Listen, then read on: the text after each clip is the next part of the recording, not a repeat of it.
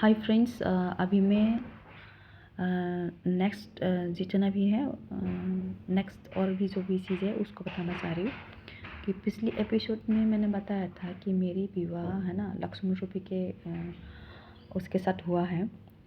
और मतलब मुझे इस बात का बहुत दुख लगता है कि मुझे एक पतिव्रता होने के बाद भी ऐसा जन्म लेना पड़ा। और मतलब ये इसलिए भी है क्योंकि मैं पूर्व जन्म में मेरा कुछ कर्मा हुआ था।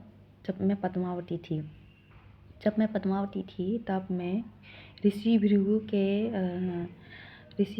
के वहाँ पे जन्मे जो भार्गवी करके माँ का ही दूसरा अंश था, जो बाद में माँ अम्बाबाई मन्ना उसको टॉर्चर किया था, उसको परेशान किया था, उसको बदनाम भी कर दिया था।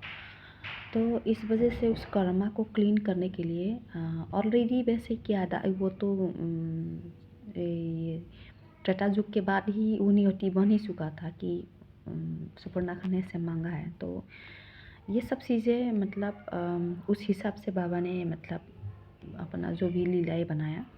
मतलब जो ये क्या नाम उसका जो भार्गवी थे, जो माँ अम्बाबाई मन्ना, वो द्वापर युग में रुक्मिणी थी और रुक्मिणी राधा को ईर्ष्या करती थी, राधा को थोड़ा बहुत मतलब जलाती भी थी और कभी कभी चीज़ें ऐसे भी किया था। तो उसका वो कर्म था।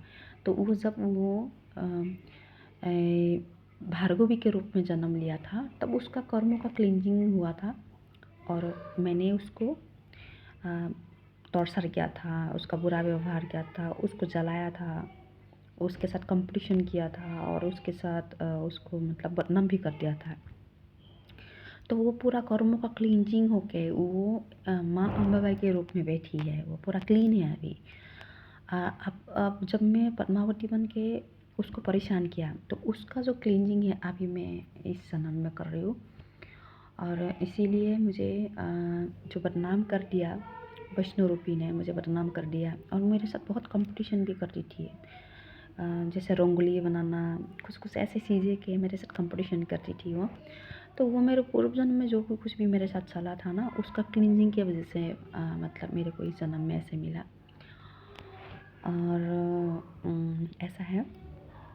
लेकिन मैं तो एक ही बात बताऊँ कि सुपर्णखा ने मेरे लिए ये मांगा कि मैं लक्ष्मण रूपी के साथ विवाह हो। ऑलरेडी मैं मतलब लिखित रूप में तो मैं नहीं हूँ, लिखित रूप में हमने डिवोर्स नहीं, वो देते ही नहीं है, वो ना वो जागृत है ना उसको चीज़ का पता है। लेकिन मैं जागृत हूँ। अब मुझे पता है कि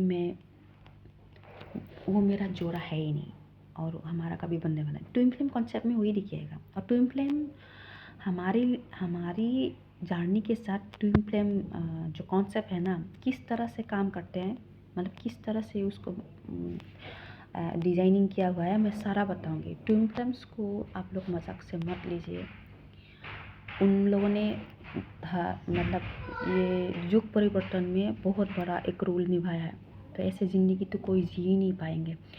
तो मैं तो पूरा ट्विन फ्लेम्स को पूरा सैल्यूट करूँगी जो उन लोगों ने पूरा युग परिवर्तन में साथ दिया। और ऐसा है। और अब तो मुझे पता है कि मैं कौन हूँ, क्या हूँ। तो मैं उनकी भक्त हूँ और मेरा एक ही मांग है, जो मेरा इज्जत थे, जो मेरा मान सम्मान थे, जो मेरा है मुझे वापस चाहिए।